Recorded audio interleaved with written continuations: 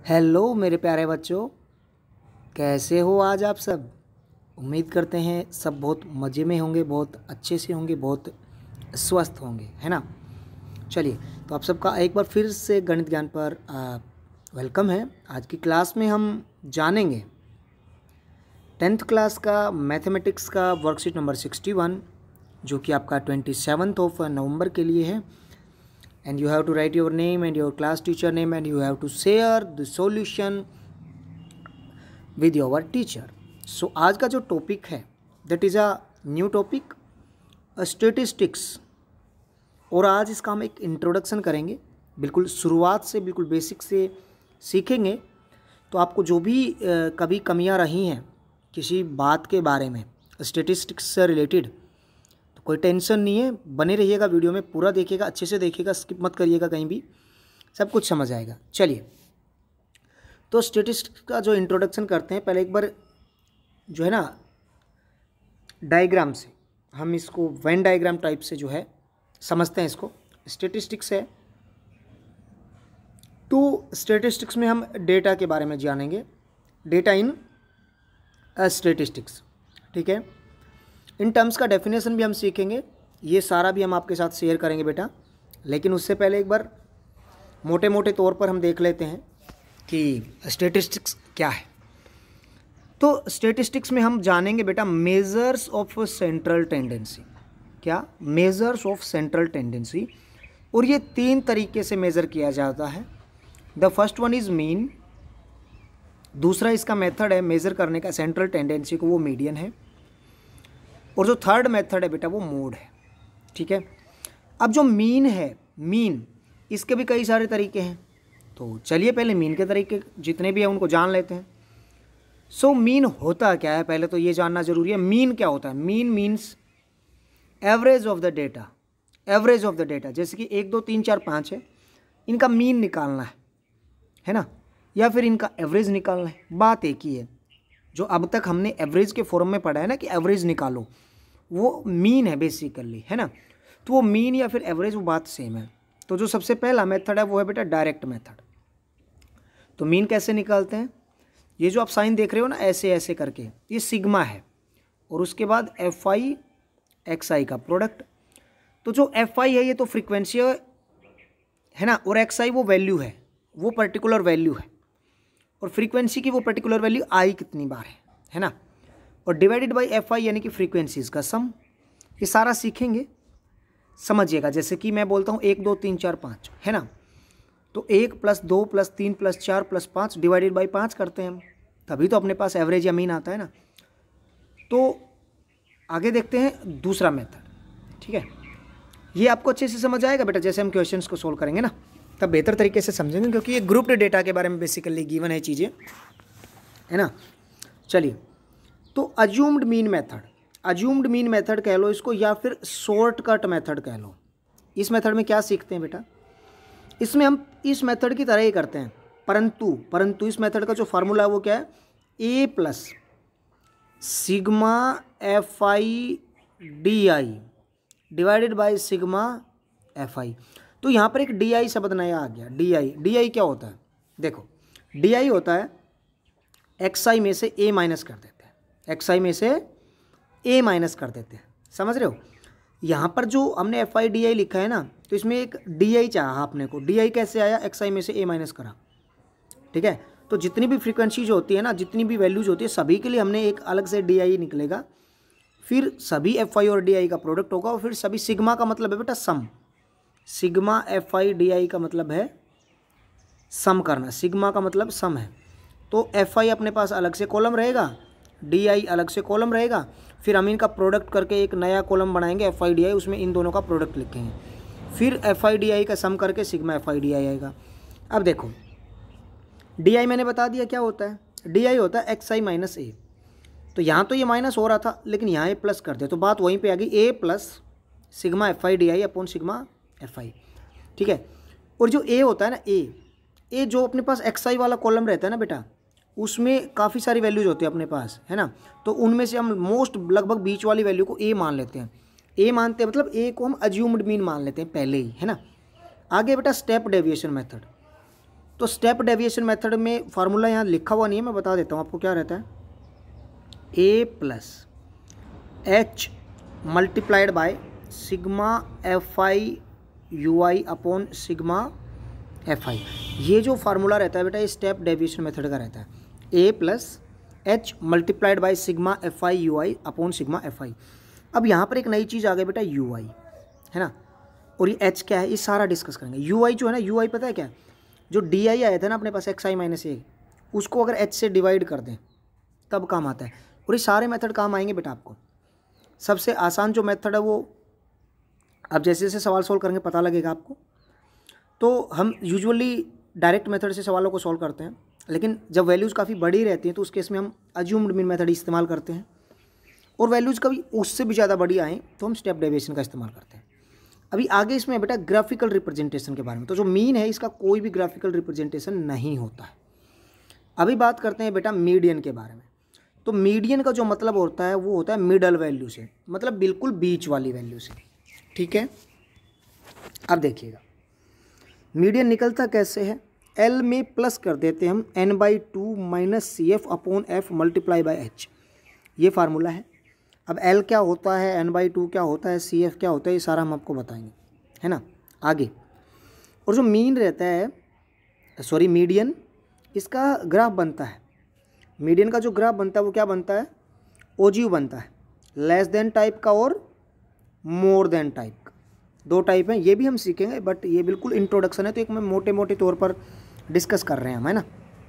चलिए उसके बाद एक अपने पास मोड। मोड कैसे निकालते हैं, मीन्स क्या रहता है इसका, maximum number of observation. Mode हमने छोटी क्लासेस में भी सीखा है ना कि मोड मोस्ट अकरिंग फ्रीक्वेंसी रहता है, जो सबसे ज़्यादा बार आता है। तो मोड निकालने का फार्मूला क्या है भाई, L plus F1 minus F0 divided by double of F1 minus F0 minus F2 multiplied by H, ठीक है। और इसका जो ग्राफिकल रिप्रेजेंटेशन है वो होता है बेटा हिस्टोग्राम। हिस्टोग्राम से हमें पता लग जाता है कि भाई मोड क्या है। अभी बेटा बात करते हैं इन टर्म्स की, ये टर्म्स क्या है ना। चलिए तो सबसे पहले बात करते हैं स्टैटिस्टिक्स के बारे में। ये जो स्टैटिस्टिक्स है ये क्या है, अ ब्रांच ऑफ मैथमेटिक्स। जाहिर सी बात है मैथ्स का ब्रांच है, जैसे कि अपना एलजब्रा है, ज्योमेट्री है, ट्रिग्नोमेट्री है ना। इसी तरह से स्टैटिस्टिक्स एक ब्रांच है मैथमेटिक्स का।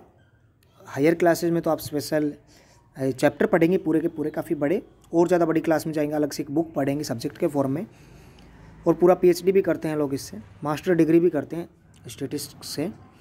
सो a branch of mathematics dealing with, किसके साथ डील करती है, कलेक्शन, जिसमें कि हम कलेक्शन करते हैं किसी चीज़ का, एनालाइज करते हैं उसको, इंटरप्रेट करते हैं, और प्रेजेंटेशन किसका, of message of numerical data, यानी कि न्यूमेरिकल डेटा का कलेक्ट करना, एनालाइज करना, इंटरप्रेट करना, प्रेजेंट करना, ये सारा स्टैटिस्टिक्स में ही आता है, ठीक है, समझ गए। आगे बेटा डेटा, डेटा क्या है, डेटा बेसिकली कलेक्शन है किसका, मीनिंगफुल इन्फॉर्मेशन का, समझ रहे हो। डेटा टू टाइप का है, अनग्रुप्ड और ग्रुप्ड। लेकिन हमने 9th में भी सीखा था कि प्राइमरी और सेकेंडरी डेटा, हालांकि प्राइमरी और सेकेंडरी दोनों ही ग्रुप्ड और अनग्रुप्ड दोनों ही कंडीशन में हो सकते हैं। आगे बेटा मेजर ऑफ सेंट्रल टेंडेंसी, ये क्या है समझिएगा। इट मीन्स, इसका मतलब क्या है, अ सेंटर या फिर लोकेशन ऑफ द डिस्ट्रीब्यूशन, कि कोई तो पर्टिकुलर सेंटर लोकेशन मिलेगा डिस्ट्रीब्यूशन का। The most common measure of central tendency are the arithmetic mean, यानी कि जो मीन के बारे में हमने अभी अभी सीखा था, डिस्कस किया था, मीडियन और मोड। देखो ये हमने बताया था ना, मेजर ऑफ सेंट्रल टेंडेंसी 3 है, मीन, मोड, मीडियन, तो यही तो है वो चीज़। इट मीन्स ए सेंटर और location of the distribution. The most common measures of central tendency are arithmetic mean, median and mode, है ना। चलिए आगे बात करते हैं बेटा, एम्पेरिकल रिलेशन, काफ़ी इंपॉर्टेंट रहता है, ये बोल्ड में भी आपके पास दिया हुआ है, ध्यान दीजिएगा।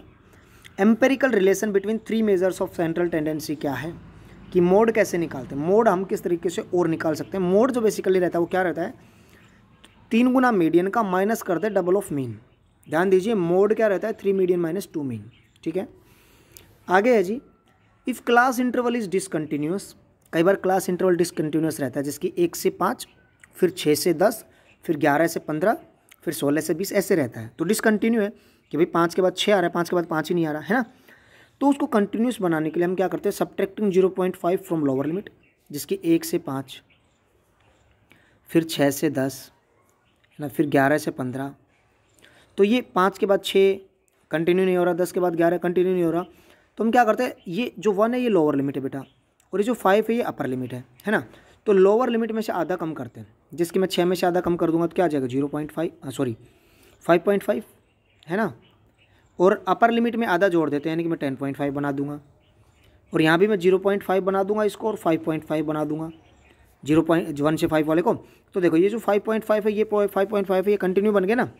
तो ये कंटिन्यूस बनाने के, हालांकि आपने छोटी क्लास में 8th 9th में भी सीखी हैं ये चीज़ें कि 0.5 माइनस करके और 0.5 प्लस हम करते हैं लोअर और अपर लिमिट में कंटिन्यूस बनाने के लिए, ठीक है।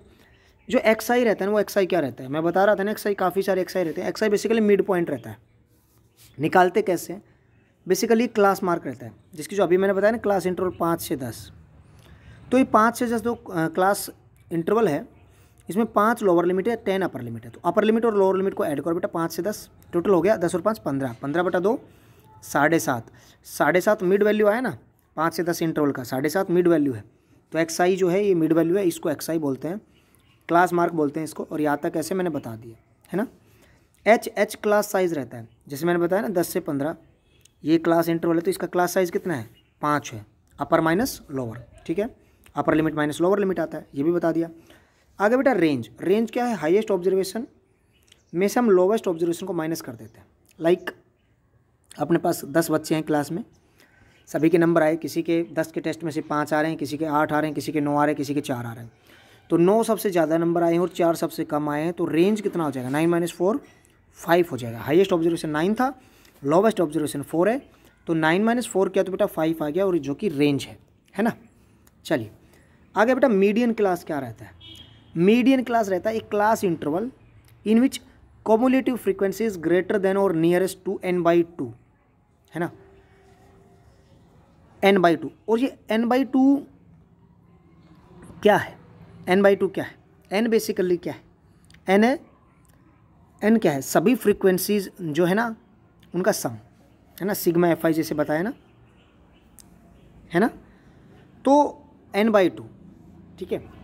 तो n/2 के जो कॉम्युलेटिव फ्रीक्वेंसी वाला एक कॉलम बनेगा। फ्रीक्वेंसी और कॉम्युलेटिव फ्रीक्वेंसी में क्या फ़र्क है बेटा, जिसकी फ्रीक्वेंसी मेरे पास 1 2 3 है, तो कॉम्युलेटिव फ्रीक्वेंसी यहाँ मैं 1, यहाँ मैं 3, यहाँ मैं 6 लिखूँगा। ये फ्रीक्वेंसी है और ये कॉम्युलेटिव फ्रीक्वेंसी, ये वाला कॉलम, तो ये कॉम्युलेटिव फ्रीक्वेंसी है।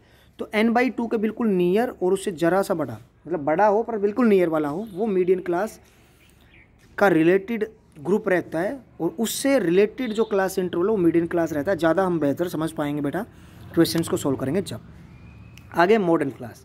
तो मॉडल क्लास क्या है, एक class interval having maximum frequency, जिस फ्रीक्वेंसी में, जिस क्लास इंटरवल में सबसे ज़्यादा फ्रीक्वेंसी है वो मॉडल क्लास है। और मीडियन क्लास में भी ऐसे था, एक क्लास इंटरवल जिस क्लास इंटरवल का कॉम्युलेटिव फ्रीक्वेंसी ग्रेटर देन हो और बिल्कुल नियर हो n/2 के, वो मीडियन क्लास रहता है। अभी क्या करना है बेटा, कुछ क्वेश्चंस हैं जिनका कि हमने आंसर देना है।